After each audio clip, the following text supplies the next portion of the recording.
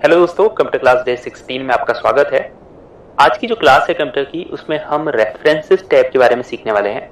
यानी MS word में जो रेफरेंसेस टैब के ऑप्शंस हैं, उनका क्या यूज होता है डॉक्यूमेंट क्रिएट करने में, इस बारे में हम सीखने वाले हैं। पिछली जो क्लास थी उसमें हमने पेज लेआउट के बारे में सीखा था। और अगर आपको कंप्यूटर क्लासेस देखनी है बाकी जो भी हैं, ठीक है, यानी इंसर्ट टैब, होम टैब के बारे में भी हमने बताया हुआ है और एमएस वर्ड का पूरा इंट्रोडक्शन दिया हुआ है। तो वो जो प्लेलिस्ट का लिंक है वो आपको नीचे वीडियो के डिस्क्रिप्शन में या ऊपर आई बटन में मिल जाएगा, ठीक है। अगर आपको और कंप्यूटर क्लासेस देखनी होंगी तो आप वहां से जाके देख सकते हैं। तो एमएस वर्ड में जो रेफरेंसेस टैब है उसका यूज बेसिकली तब होता है जब हम कोई प्रोफेशनल डॉक्यूमेंट क्रिएट करते हैं, ठीक है। तो जब भी आप किसी कंपनी में आगे काम करना चाहेंगे, ठीक है, किसी ऑफिस वगैरह में, तो वहां पर आपको रेफरेंसेस टैब का यूज करना पड़ेगा, ठीक है। क्योंकि क्या होता है, जब भी हम एकेडमिक डॉक्यूमेंट क्रिएट करते हैं या रिसर्च डॉक्यूमेंट क्रिएट करते हैं या कोई भी प्रोफेशनल डॉक्यूमेंट क्रिएट करते हैं, तो वहां पे हमको अक्सर रेफरेंसेस देने की जरूरत पड़ती है, ठीक है, या साइटेशंस यूज करने की जरूरत पड़ती है, या टेबल ऑफ कंटेंट बनाने की जरूरत पड़ती है, या फुटनोट ऐड करने की जरूरत पड़ती है, ठीक है।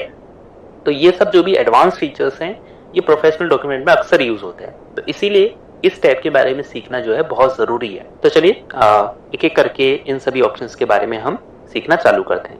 तो फर्स्ट जो ऑप्शन है वो है टेबल ऑफ कंटेंट, ठीक है। अब टेबल ऑफ कंटेंट क्या होता है कि जैसे एक बुक होती है ना, तो बुक में कई सारे चैप्टर्स अंदर होते हैं और उसका जो एक समरी है कि उस बुक में कितने चैप्टर्स हैं और क्या क्या चैप्टर्स हैं, उसकी एक समरी जो है आपको बुक के फर्स्ट पेज में या सेकंड पेज में दिखाई देती है कि इस बुक में क्या क्या आपको पढ़ने को मिलेगा, ठीक है। तो उससे आपको रीडर को एक आइडिया मिल जाता है कि हाँ, मुझे इस बुक में ये पढ़ने को मिलेगा, ये चैप्टर्स इसमें दिए गए हैं, ठीक है, और कौन से पेज में दिए गए हैं वो भी उसमें दिया गया होता है।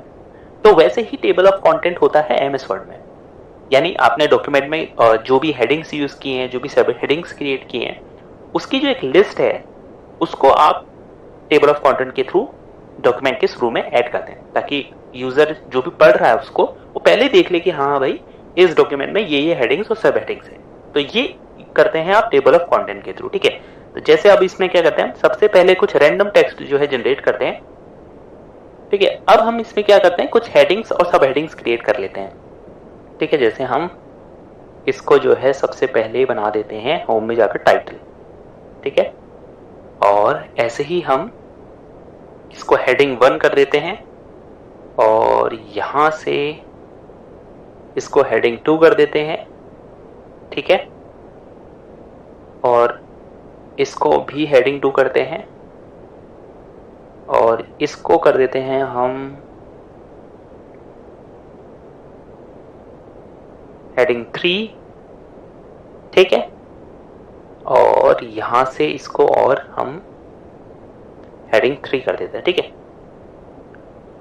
तो अब ये जो हेडिंग्स हैं, ठीक है, जैसे ही कोई आए डॉक्यूमेंट में और वो देखना चाहे कि हाँ भाई, इस डॉक्यूमेंट में ये हेडिंग्स या सब हेडिंग्स यूज हुई हैं, उसके लिए हम क्या करेंगे, रेफरेंसेस टैब में जाएंगे, टेबल ऑफ कंटेंट, ठीक है, और यहां से कोई टेबल ऑफ कंटेंट का स्टाइल सिलेक्ट कर देंगे, जैसे हम ये पहले ही कर लेते हैं, ठीक है। तो जैसे ही मैंने सिलेक्ट किया, देखिए जितनी भी हेडिंग्स और सब हेडिंग्स हैं वो सब यहाँ पे आ गई हैं, ठीक है। और वो कौन से पेज में है ये भी आपको दिखाई दे रहा है, ठीक है। तो इस तरह से आप टेबल ऑफ कंटेंट का यूज कर सकते हैं। दूसरा ऑप्शन इसी में है ऐड टेक्स्ट का, ठीक है। अब मान लीजिए आपने हेडिंग्स इस तरह से क्रिएट नहीं की है, ठीक है, जैसे मैंने की थी, होम टैब में जाकर यहाँ से हेडिंग सेलेक्ट की, ठीक है। आपने कैसे की है कि आपने नॉर्मली मैनुअली की है, मतलब जैसे आपने ऐसे किया और यहाँ से आपने इसे बोल्ड कर दिया और यहाँ से आपने इसका साइज चेंज कर दिया, ठीक है, क्योंकि कई लोग अपने तरफ से फॉर्मेट करना चाहते हैं। उस केस में आप क्या करेंगे, आप यहाँ से गए रेफरेंस टैब में, आपने इस टेक्स्ट को सिलेक्ट किया और यहाँ से ऐड टेक्स्ट में जाके लेवल 1 यानी हेडिंग 1, लेवल 2 यानी हेडिंग 2 और लेवल 3 यानी हेडिंग 3, ठीक है। जैसे हम इसे लेवल 2 दे देते हैं, ठीक है। अब जाके मुझे क्या करना है, अभी ये नहीं आएगा, ठीक है, सीधे नहीं आएगा। अब मुझे क्या करना है, यहाँ पे जाके अपडेट टेबल पर क्लिक करना है, ठीक है। जैसे मैं अपडेट टेबल पर क्लिक करूंगा, ये पूछेगा अपडेट पेज नंबर्स ओनली, लेकिन यहाँ से हमको सिलेक्ट करना है अपडेट इंटायर टेबल, ठीक है। जैसे मैं ओके क्लिक करूंगा तो देखिए, टू चेंज द ओवल क्या था उसका, यू कैन इजिली चेंज ना, ये देखिए यहाँ पे आ चुका है, you can easily change the formatting of selected. तो इस तरह से आप जो है मैनुअली भी कर सकते हैं ऐड टेक्स्ट के थ्रू, ठीक है। तो इस तरह से टेबल ऑफ कंटेंट का यूज होता है, ठीक है। यानी जो भी नॉर्मली वहां पे यूज होता है जहाँ पे लंबे डॉक्यूमेंट है या कोई बहुत सारे चैप्टर्स हैं जहां पर, ठीक है, और प्रोफेशनल डॉक्यूमेंट अगर आप क्रिएट कर रहे हैं तो वहां पे आपको टेबल ऑफ कंटेंट का यूज करना पड़ता है। तो ये है टेबल ऑफ कंटेंट, ठीक है। दूसरा जो ऑप्शन आ जाता है वो है इंसर्ट फुटनोट का। अब फुटनोट क्या होता है बेसिकली, फॉर एग्जांपल कि आपको मान लीजिए आपको डॉक्यूमेंट में कोई वर्ड है आपके डॉक्यूमेंट में ऐसा, या फिर कोई पैराग्राफ है ऐसा, कोई सेंटेंस है ऐसा जिसके बारे में आपको एक्स्ट्रा इन्फॉर्मेशन देनी है, ठीक है, एडिशनल इन्फॉर्मेशन देनी है, या कोई रेफरेंस देना है, या कोई एक्सप्लेनेशन देनी है उस वर्ड के बारे में, या उस सेंटेंस के बारे में, या उस पैराग्राफ के बारे में, ठीक है, तो वो आप देते हैं फुटनोट के थ्रू। फॉर एग्जाम्पल, ठीक है, मान लीजिए यहाँ पे एक वर्ड है क्विक स्टाइल गैलरी, ठीक है, ये एक वर्ड है।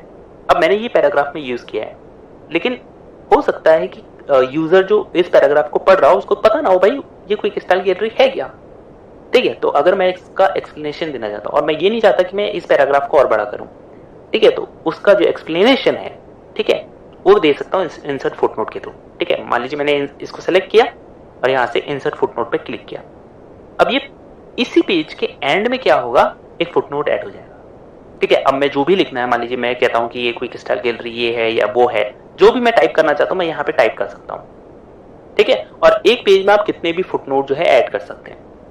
तो अब क्या होगा, जैसे मान लीजिए कोई यूजर इस डॉक्यूमेंट को पढ़ रहा है, अब वो यहाँ पे आया और क्विक स्टाइल गैलरी में उसको यहाँ पे देखिए हल्का सा, अगर इसको हम बड़ा करें साइज, देखिए 1 लिखा हुआ दिखाई दे रहा है, क्विक स्टाइल गैलरी के जस्ट बगल पे 1 है, ठीक है।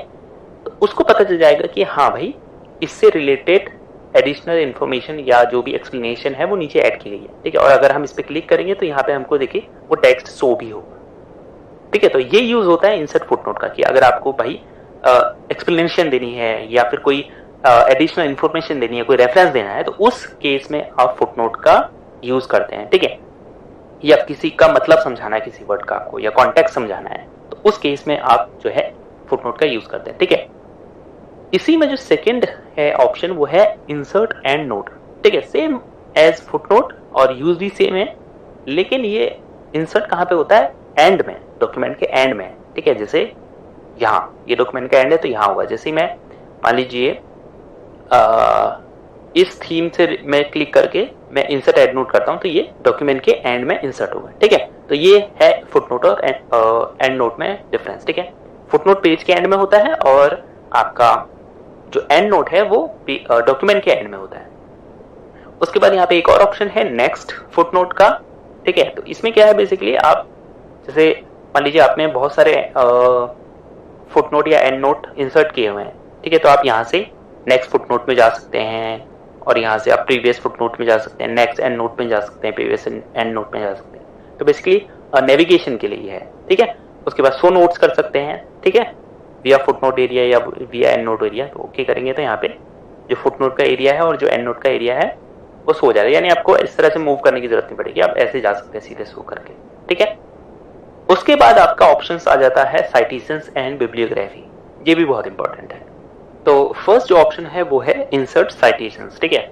तो जब क्या होता है कि जब आप डॉक्यूमेंट में कोई आपने इंफॉर्मेशन बाहर से ऐड की है, ठीक है, कोई आपने रेफरेंस दिया है या कोई सोर्स लिया है बाहर से, जैसे किसी बुक से कोई बात आपने लिखी है, या किसी वेबसाइट से लिखी है, या किसी रिसर्च पेपर से लिखी है, ठीक है। तो जब भी आप बाहर से जानकारी लेते हैं तो वहां पर आपको क्या होता है, साइटेशन डालने की जरूरत होती है, यानी वो सोर्स डालने की जरूरत होती है, ताकि ये साफ हो जाए कि ये जो आपने बात बोली है कहाँ की है, कहाँ लिखी गई है, ठीक है।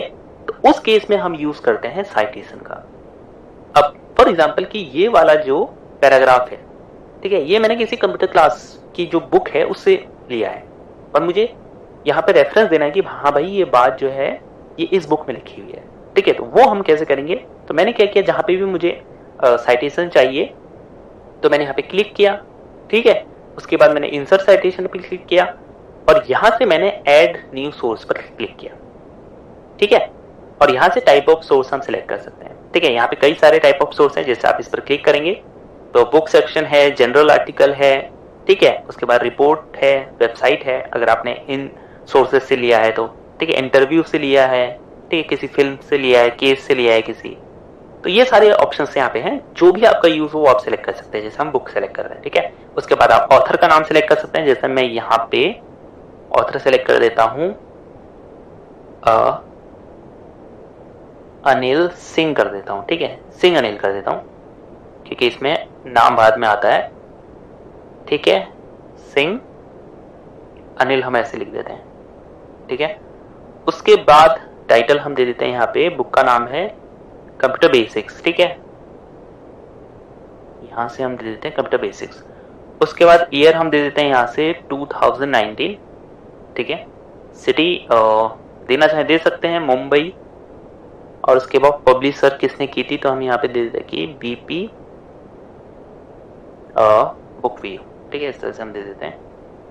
और इन्फॉर्मेशन अगर आपको देनी है तो यहाँ से आपको शो ऑल बिब्लियोग्राफी फील्ड्स पर क्लिक करना होगा, ठीक है। और भी सेक्शंस यहाँ पे आ जाएंगे, जैसे स्टेट प्रोविंस है, ठीक है, और भी कई सारे।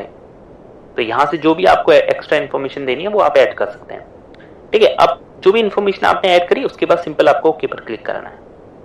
तो देखिए यहाँ पे आ चुका है अनिल 2019, ठीक है। तो ये होता है साइटेशन, ठीक है। जो भी आप लिखना चाहें वो लिख सकते हैं। अब जैसे यहाँ पे ये बुक से लिया गया था तो ऑथर क्या है और कौन सी ईयर में क्रिएट हुई वो हमने इंसर्ट कर दिया, ठीक है। तो इस तरह से आप साइटेशन इंसर्ट कर सकते हैं। उसके बाद आ जाता है आपका मैनेज सोर्सेस, ठीक है। तो जो भी साइटेशंस आपने ऐड किए होंगे ये देखिए वो यहाँ पे शो होंगे, जितने भी सोर्सेज आपने ऐड किए वो यहाँ पे शो होंगे। तो अगर आपको कॉपी करना है किसी को वापस से अपने आगे वाले डॉक्यूमेंट में आप इस तरह से कर सकते हैं, डिलीट करना है यहाँ से कर सकते हैं, ठीक है, डिलीट कर सकते हैं, एडिट करना है एडिट कर सकते हैं, ठीक है, जो भी इन्फॉर्मेशन एडिट करनी है, न्यू कोई ऐड करना है साइटेशन यहाँ से आप ऐड कर सकते हैं, ठीक है। तो ये सारे ऑप्शंस मैनेज सोर्सेज फीचर से होते हैं। उसके बाद स्टाइल आपने सिलेक्ट करना है, यहाँ से कई सारे स्टाइल्स हैं, ठीक है, किस तरह से ये साइटेशन आपका शो होगा, ठीक है। तो डिफॉल्ट हम इसको एपी ही रहने देंगे। उसके बाद आ जाता है बिब्लियोग्राफी। अब बिब्लियोग्राफी क्या है कि जहां पे भी आप बिब्लियोग्राफी ऐड करेंगे तो जितने भी सोर्सेस यानी साइटेशंस आपने ऐड किए होंगे उन सबकी एक लिस्ट ऐड हो जाएगी, ठीक है। फॉर एग्जांपल कि यहाँ पे शॉर्ट में आ रहा है अनिल 2019, लेकिन जो बाकी डिटेल्स हमने ऐड की थी अगर वो सारी शो करनी है आपको तो वो बिब्लियोग्राफी से होता है, ठीक है। मान लीजिए हमने एक की जगह कई सारे और साइटेशंस इस डॉक्यूमेंट में ऐड किए हैं, अब उसकी सारी लिस्ट हमको ऐड करनी है। तो हमने क्या किया, जहाँ पे भी बिब्लियोग्राफी ऐड करनी है हमने वहां पे गए, लास्ट में नॉर्मल डॉक्यूमेंट क्या होता है यहाँ पे किया, उसके बाद हमने बिब्लियोग्राफी पे ऐड किया, इंसर्ट बिब्लियोग्राफी किया। तो ये देखिए ये सारा जितने भी साइटेशंस थे वो सारी इसकी डिटेल आ चुकी है, ठीक है। Analysed thoroughly computer basics Mumbai book BP book view, ठीक है। तो ऐसे ही और भी आपने साइटेशंस ऐड किए होंगे तो उनकी सारी जो लिस्ट है वो आप बिब्लियोग्राफी से इंसर्ट जो है कर सकते हैं, ठीक है। नेक्स्ट ऑप्शन आपका आ जाता है फिर कैप्शंस का। तो फर्स्ट ऑप्शन है आपका इंसर्ट कैप्शन, ठीक है। तो जब भी आप कोई डॉक्यूमेंट में इमेज यूज करते हैं या चार्ट यूज करते हैं, ठीक है, या कोई टेबल या कोई डायग्राम एमएस वर्ड में यूज करते हैं तो उस पर अगर आपको कैप्शन ऐड करना है यानी उस जो भी फिगर है उसका टाइटल या नाम देना है आपको, तो वो आप देते हैं कैप्शन के थ्रू।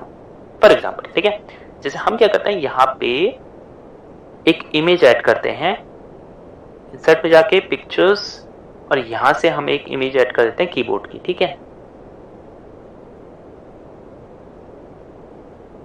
ठीक है। उसके बाद हम क्या करते हैं, इसको सबसे पहले हम थोड़ा सा इसको छोटा करते हैं, ठीक है, इसको क्रॉप भी करते हैं, यहां से क्रॉप पे क्लिक करेंगे और यहां से हम इसको छोटा कर देते हैं, ठीक है, इस तरह से, और यहां से इसको खींचकर इतना कर देते हैं, ठीक है। और यहां से हम इसकी पोजीशन कर देते हैं साइड में, ठीक हो गया। अब अगर इसका मुझे नाम देना है, ठीक है, क्योंकि होता है कि जब भी आप प्रोफेशनल डॉक्यूमेंट क्रिएट करते हैं तो इमेजेस के भी आप नाम ऐड करते हैं, ठीक है, कैप्शंस ऐड करते हैं। तो अब जैसे मैं यहां से गया रेफरेंसेस में और मैंने क्लिक किया, पहले सेलेक्ट कर ली कोई भी फिगर, इमेज, चार्ट जो भी है, टेबल है, ठीक है। इसके बाद इंसर्ट कैप्शन पे क्लिक किया, ऑटोमेटिकली यहाँ पे फिगर 1 आ जाएगा क्योंकि ये हमारे डॉक्यूमेंट का फर्स्ट फिगर है, ठीक है। उसके बाद मैंने कॉलन लगाया और यहाँ पे कॉलन लगाने के बाद लिख दिया कीबोर्ड, क्योंकि कीबोर्ड की इमेज है, ठीक है, कीबोर्ड, ठीक है। उसके बाद मैंने ओके पर क्लिक किया। ये आप लेबल कर सकते हैं इसको दूसरे नाम से भी, जैसे इक्वेशन है, इक्वेशन अगर आप लिख रहे हैं, टेबल लिख रहे हैं, टेबल है तो टेबल लिख सकते हैं, ठीक है। फिगर है, फिगर सेलेक्ट किया और ओके किया, तो देखिए यहाँ पे आ गया फिगर 1 कीबोर्ड। तो इस तरह से आप कैप्शन ऐड कर सकते हैं, यानी उस इमेज का या चार्ट का, टेबल का या जो भी वो है, डायग्राम है, तो उसका नाम आप ऐड कर सकते हैं इंसर्ट कैप्शन के थ्रू। उसके बाद आपका ऑप्शन आ जाता है इंसर्ट टेबल ऑफ फिगर्स, ठीक है। अब जैसे टेबल ऑफ कंटेंट था, जितनी भी हेडिंग सब हेडिंग आपने क्रिएट की थी उसकी एक लिस्ट आप क्रिएट कर देते हैं, तो वैसे ही टेबल ऑफ फिगर्स है, यानी जितने भी फिगर्स आपने ऐड किए हैं, इमेजेस, चार्ट, जो भी टेबल है, उसकी आप एक लिस्ट ऐड कर सकते हैं। फॉर एग्जाम्पल मुझे यहाँ पे लास्ट में ऐड करना है कि भाई मैंने कितने फिगर्स जो है अपने डॉक्यूमेंट में यूज किए हैं, ताकि यूजर उन्हें इजिली एक जगह से देख सके। ठीक है, उसके लिए मैं क्या करूंगा, यहाँ पे गया और इंसर्ट टेबल ऑफ फिगर्स पर मैंने क्लिक किया। उसके बाद यहाँ पर मुझे कुछ नहीं करना है, सिंपल किस पे क्लिक करना है, ओके पर। तो देखिए यहाँ पे एक करी थी तो एक आ गया, फिगर 1 कीबोर्ड। ठीक है, और कौन से पेज में है वो भी शो हो रहा है, पेज 2 पे है। अब जैसे ही मैं कंट्रोल के साथ में क्लिक करता हूं वहां से, तो मैं सीधे उस इमेज पर आ जाऊंगा। ठीक है, तो जहां पे भी मैंने इमेज ऐड की होगी मैं वहां पर चला जाऊंगा। ठीक है, तो इंसर्ट टेबल ऑफ फिगर्स से आप जितने भी फिगर्स आपने ऐड किए हैं उसकी एक लिस्ट बेसिकली ऐड कर सकते हैं। ठीक है, उसके बाद अपडेट फील्ड है, अगर मैं कोई नया फिगर ऐड करता हूं, ठीक है, या नया कैप्शन ऐड करता हूं बेसिकली, तो वो मैं कर सकता हूं अपडेट टेबल पर क्लिक करके अपडेट। ठीक है, उसके बाद आ जाता है आपका लास्ट ऑप्शन, क्रॉस रेफरेंस। अब क्रॉस रेफरेंस का क्या यूज है बेसिकली, मान लीजिए आपने यहां पर एक इंफॉर्मेशन लिखी हुई है, ठीक है, और उससे रिलेटेड जो भी एक्सप्लेनेशन है या कोई अतिरिक्त जानकारी है या कोई यूजर समझ सकता है, तो वो आप दे सकते हैं रेफरेंस के थ्रू, उसका क्रॉस रेफरेंस दे सकते हैं। ठीक है, जैसे मान लीजिए यहाँ पे मैंने ये जो टेक्स्ट लिखा है इसको मैंने इमेज में भी समझाया हुआ है, या इससे रिलेटेड मैंने यहाँ पे इमेज ऐड की हुई है, तो मैं यहाँ पे क्या कर सकता हूँ, यहाँ पे मैंने मान लीजिए लिख दिया कि ये जो इन्फॉर्मेशन है इसके लिए सी फिगर 1। ठीक है, ये मैंने ऐड कर दिया। अब इसको मैं सिलेक्ट करूंगा और यहाँ से क्रॉस रेफरेंस पे क्लिक करूंगा और यहाँ से मैं सिलेक्ट कर सकता हूँ। ठीक है, फिगर है तो फिगर, बुक मार्क अगर मैंने कहीं पे ऐड किया है, मैं किसका रेफरेंस दे सकता हूँ, फुट नोट का, एंड नोट का, इक्वेशन का, टेबल का। ठीक है, तो कई सारे ऑप्शन है, हेडिंग का फुट नोट देख सकता हूँ। ठीक है, तो ये फिगर है, फिगर का हम दे रहे थे, यहाँ से सिलेक्ट किया, उसके बाद मैं इंसर्ट करूंगा। एंटायर कैप्शन अगर मुझे डालना है तो वो मैं डाल सकता हूँ यहाँ पे, ओनली लेबल एंड नंबर। ठीक है, above below, only caption text add करना है, यहां से करके मैं इंसर्ट कर देता हूं। ठीक है, तो यहाँ पे देखिए कीबोर्ड आ गया। ठीक है, फिगर 1। अब जैसे ही मैं कंट्रोल के साथ में क्लिक करूंगा, तो मैं यहाँ पे चला जाऊंगा। ठीक है, तो इस तरह से आप क्रॉस रेफरेंस का भी यूज कर सकते हैं। उसके बाद जो हमारा ऑप्शन है वो है इंडेक्स ग्रुप के अंदर। ठीक है, जैसे मार्क एंट्री है और इंसर्ट इंडेक्स है, तो चलिए इसको भी हम समझते हैं। अब इंडेक्स का जो है यूज हम क्यों करते हैं। ठीक है, तो कई बार आपने देखा होगा कि कई बुक्स के लास्ट में कई सारे वर्ड्स जो उस बुक में इंपॉर्टेंट वर्ड्स होते हैं उनकी लिस्ट एक दी गई होती है। ठीक है, कि ये वाला वर्ड इस पेज में और इस पेज में यूज है, तो ऐसा ही इंडेक्स हम अपने डॉक्यूमेंट में भी यूज कर सकते हैं।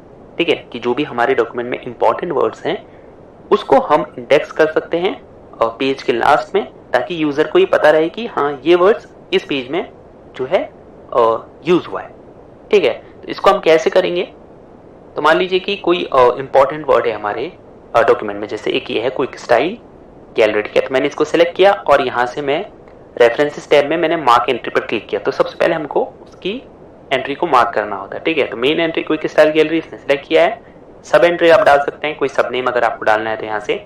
उसके बाद ऑप्शंस में करंट पेज आपको सिलेक्ट करना है, और पेज नंबर फॉर्मेट को अगर आप बोल्ड रखना चाहते हैं या इटैलिक रखना चाहते हैं, यानी पेज नंबर बोल्ड शो हो, इटैलिक शो हो, तो आप यहाँ से करके आपने मार्क आउट पर क्लिक करना है। ठीक है, तो एक एंट्री ये हो गई।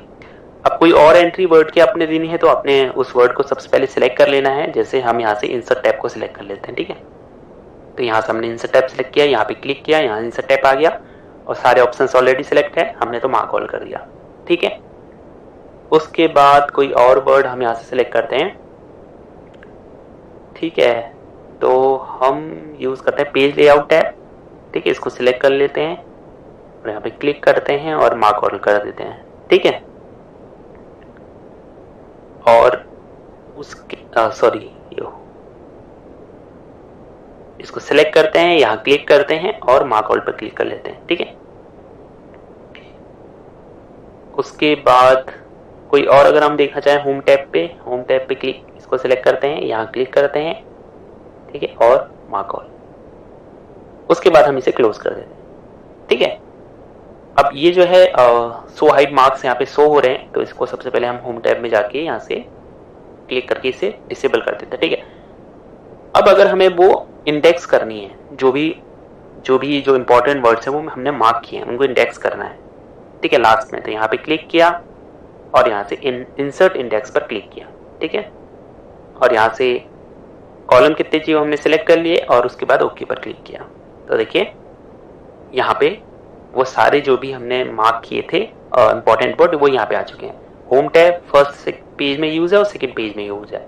इंसर्ट टैब वर्ड भी फर्स्ट पेज में यूज है, सेकंड पेज में यूज है, ठीक है। पेज लेआउट टैब भी 1 और सेकंड में यूज है, ठीक है। इस तरह से आप जो है जो इंपॉर्टेंट वर्ड्स हैं उनको इंडेक्स कर सकते हैं इन ऑप्शंस के थ्रू, ठीक है। उसके बाद लास्ट जो ग्रुप है हमारा रेफरेंसेस टैब का वो है टेबल ऑफ अथॉरिटीज, ठीक है। इसका क्या यूज है, काफी सिमिलर है ये भी इंडेक्स से। तो ये भी बेसिकली सेम है जैसे हमने इंसर्ट किए थे इंडेक्स, ठीक है। इंपॉर्टेंट जो भी वर्ड्स थे उनका एक इंडेक्स हमने लास्ट में ऐड किया था, वैसे ही आप साइटेशन के लिए कर सकते हैं, ठीक है। ये कॉमनली कब यूज होता है, जैसे मान लीजिए आप कोई एक लीगल रिपोर्ट लिख रहे हैं, ठीक है, उसमें आपने कई सारे लीगल केस जो है डिस्कस किए हैं, कई सारे जो है लॉ का रेफरेंस आपने दिया हुआ है, ठीक है। तो उसका आप एक टेबल ऑफ अथॉरिटीज क्रिएट करने के लिए कि डॉक्यूमेंट के लास्ट में आप दिखाना चाहते हैं कि भाई देखो मैंने इन सारे लॉज या इन सारे लीगल केस के बारे में यहाँ पे इस पेज पे डिस्कस किया हुआ है, तो उसका आप टेबल ऑफ अथॉरिटीज एक इंसर्ट करना चाहते हैं तो वो आप कर सकते हैं। कैसे, मान लीजिए ये जो स्टेटमेंट है, ये जो टेक्स्ट है बेसिकली यहाँ पर से यहाँ पर तक का, ठीक है, ये कोई एक लीगल केस है या एक लॉ रेफरेंस है, ठीक है। तो मैंने इसे सिलेक्ट किया और यहां से मैंने इसको सबसे पहले मैं क्या करूंगा, मार्क करूंगा साइटेशन को, ठीक है। तो मैंने इसको मार्क किया और यहां से मैंने इसे मार्क ऑल पे क्लिक कर दिया और फिर इसे क्लोज कर दिया, ठीक है। अब ये सारे इसने show hide features, show hide options show करने शुरू कर दिए हैं।